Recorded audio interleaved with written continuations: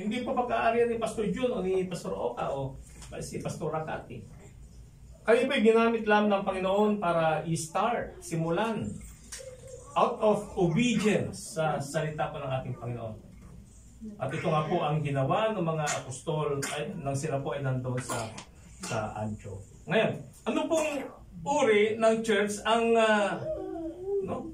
ano pong uri ng church ang in-establish ng Panginoon doon sa city of Antioch na siyang panalangin natin na Lord, sana maging gaya po ng Antioch ang MTCC, ang GIL, ang FLCC, Panginoon. Ayun, pag-aralan po natin yan.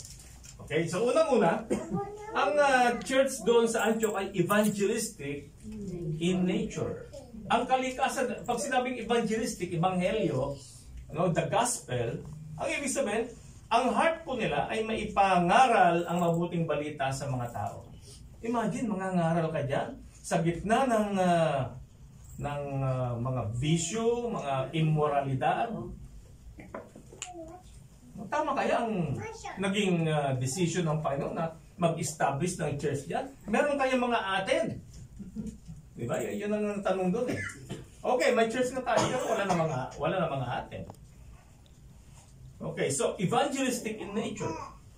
Sabi po rito, sa Acts yung binasa po natin ay yung ngang nagsipmangalat. Sila ay kumalat sa ibang lupain dahil sa kapighatian na nangyari tungkol kay Esteban. Si Esteban po, ito yung isang apostle o disciple ng ating Panginoon na pinagbabato. Nabasa nyo?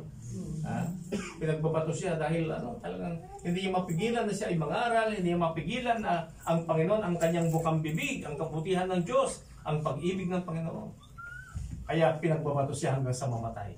No? Yan po si Esteban. At nagsimula po ron yung persecution. Sila ay naglakbay sa iba't ibang mga dako hanggang sa Antioquia. At na hindi nagsaysay kanino man ng salita kundi sa mga Hudyo lamang. Kasi itong mga kumalat nito, mostly mga ito ay mga Jews, mga Hudyo. At may mga kaugalian ng mga panahon noon na hindi sila dapat magkaroon ng anumang relationship sa mga hintil. Ang mga hintil, sila po yung mga hindi mananampalataya. Sila po yung mga wala sa kaban, yung covenant. No? Kasi kung ating titignan during the Old Testament times, gumawa po ng covenant ng tipan ng ating Panginoon sa mga Hudyo. Ito po yung kanyang bayan. Tayo po ay labas ng bayan ng Hudyo. Kaya kung baka sana wala tayong pag-asa na mapahiran ng mga pagpapala. Hudyo lamang, yung mga Israel lamang ang mabibigyan ng mga pagpapala. No? Kaya ito, sa mga Hudyo lamang sila nangaral. No? Datapwat, may ilan sa kanila, no? Mga taong taga-Chipre at taga-Cyrene na nang sila'y nagsidating sa Antioquia, ay nagsalita naman sa mga Griego na ipinangangaral ang Panginoong Hesus. Ano? So ito pong mga Kristiyano rin naman, pero hindi sila mga Jews, pero nangaral naman sila sa mga Gentile. No? Nagkaroon sila ng burden. No? Na ang mga taong ito, despite the fact that they are not Jews, hindi sila mga Hudyo, ay meron naman silang karapatan na makarinig ng mabuting balita at sila ay mahal din ng Diyos. Hallelujah. Kaya ito po yung minsan yung natin, yung nais namin na ipunla sa puso po ng bawat isa. Ang lahat po ay mahal ng ating Panginoon. At maaari sa inyo pong mga tahanan, mayroon kayong mga kasamahan na hindi pa sila nakakilala sa ating Panginoon. No? Mahal din sila ng Diyos. Kahit na sila ay gaano ka, ano ba yan? Yung, ano bang word na, diba? Oh, super pasaway, talagang inaaway kayo, diba? Huwag niyong tingnan yun, mahal siya ng Panginoon. And the Lord has a purpose kung bakit kayo ay inilagay niya doon sa lugar na yun. At malalaman natin mamaya. So, at ang kanilang pangangaral po ng mabuting balita, nagbunga po ng magandang resulta. At sumasa kanila ang kamay ng Panginoon. Alam po ninyo, ang pangangaral ng Word of God ay kalooban ng Panginoon. Dahil ito nga yung utos sa Great Commission eh. Humayo kayo sa buong sanlibutan at ipangaral ninyo ang mabuting balita. Gawin niyong alagad ang lahat ng mga tao. It is the will of the Lord. Will ng ating Panginoon. At kapag tayo po ay andoon sa kalooban ng ating Panginoon, sabi po rito, ang kamay ng Panginoon ay sumasa atin. Hallelujah. Nais nyo bang sumain nyo ang kamay ng Panginoon? Amen. Ay, din, gawin natin ang kanyang kalooban.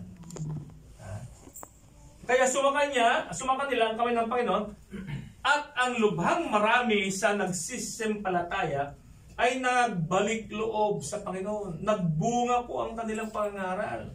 Merong mga hindi pa nakakilala sa Panginoon, sila ay nagbalik loob sa Panginoon. Maraming mga nanlalamig, nagbalik loob sa Panginoon. Diba? Nagbunga. Kaya hindi po sayang na tayo po ay magsalita tungkol sa kabutihan ng Diyos. At marami pong, lahat po ng mga churches ngayon, kinikilala po nila na ang paglago ng kanilang church ay dahil sa kanila pong evangelism efforts. Dahil sila po humahayo at nangangaral po ng mabuting balita. Kaya, ngayon po, ituturo ko sa inyo, mayroong dalawang uri po ng tinatawag na evangelism. Ang unang-una yung proclamation evangelism. Ano yung proclamation evangelism? Ito po yung pagpapahayag. Gaya po ng ginagawa namin. Okay, gaya po ng halimbawa, yung mga evangelista, mga evangelist, sila po tumatayo at nangangaral po sila ng mabuting balita. They proclaim. Mayroon pong proclamation. Pinapahayag po nila ang mabuting balita. Kaya ang mga tao po ay lumalapit sa Panginoon dahil narinig po nila ang ating mga sinasabi na galing sa salita ng Diyos. So, nabuborn again po sila dahil narinig po nila ang mga sinasabi natin. At sila'y naniniwala, they believe on what we say na galing po sa salita ng ating Panginoon. Ang pangalawa pong uri ay yung attraction evangelism. Kung yung una, people come to Christ because of what we say. Itong pangalawa, people will come to Christ because of what they see. Kung ano po yung nakikita nila sa ating mga buhay. Meron na ba kayo narinig gano'n? Na yung mga taong ang hirap-hirap na kumisa, pero dahil nakikita nila sa buhay ninyo na ibang uri, iba kayo nagiging kaibigan nyo, lumalapit sila sa inyo, at sila ay sumasama sa inyo sa church. Meron ba kayong ganong experience? Amen. Yun ang tinatawag na attraction. Na-attract sila yung uri po ng ating pamumuhay. Yung nakikita po nila sa ating buhay. Kaya maraming mga tao pong hindi minsan lumalapit sa Panginoon sapagkat iba po yung sinasabi natin at iba naman po yung ating ginagawa. Diba? Kaya paano maniniwala dyan? Sinasabi mo ganito, iba naman yung iyong ginagawa. So ang maganda po rito ay magsabay itong dalawa. Yung we proclaim and then at the same time, yung buhay po natin ay nagre-reflect ang katotohanan ng salita ng Diyos. So, yung what we say, nagkakaroon po ng effect sa buhay po ng mga tao, and also what they see. Ano yung nakikita po nila? Tayo po ay mga buhay na ebanghelyo. Kaya mga kapatid, paalala po ito, saan man tayo naroon, hindi lamang yung praise the Lord, ang lakas natin mag-praise the Lord, pero ano nakikita ng ating mga kasamahan sa ating mga buhay? Yun po ang born again. Yung may pagbabago. Hindi po yung dumadalo ng church na praise the Lord, pero after na umuwi na sa kanilang mga iba na yung kanyang ginagawa. Ang born again ay pagbabago ng buhay. Hindi po pagbabago ng religion. Yan kasi akala mo iba Nag-born again ka na, nagbago ng religion. Hindi po yun. Ang daming religion, pero wala ka naman nakikita ang pagbabago ng buhay. So, evangelistic. At sana, ito ang prayer ko, Lord. Sana po, ang FLCC ay laging nasa mind po nila yung evangelism. maging evangelistic. Yung aware po tayo at all times saan man tayo naroon. Sa ating mga trabaho, sa ating mga tahanan, wherever we are. Naglalakad, nasa bus, nasa transport. Mind po natin, evangelistic. Kasi always mga kapatid, ililid tayo. Kung yun po ang heart natin, at nais po natin na ipangaral ang Panginoon, ipagsabi ang kabutihan ng ating Panginoon, God will make a way, gagawa po ng opening ang ating Panginoon para mabuksan po ang topic tungkol po sa kabutihan ni Kristo. Ano? At pag si Kristo po ang ating ipinangaral, ang kanyang kabutihan, ang ating pinangaral, talagang susuportahan po tayo ng Panginoon. Bibigyan po tayo ng tamang mga pananalita. Yung iba naman kasi ipinangaral na LCC. Yung church natin O kaya si pastor. Pastor namin, kamukha ni Alvin. Una pa lang, sinungaling ka naman. Di ba?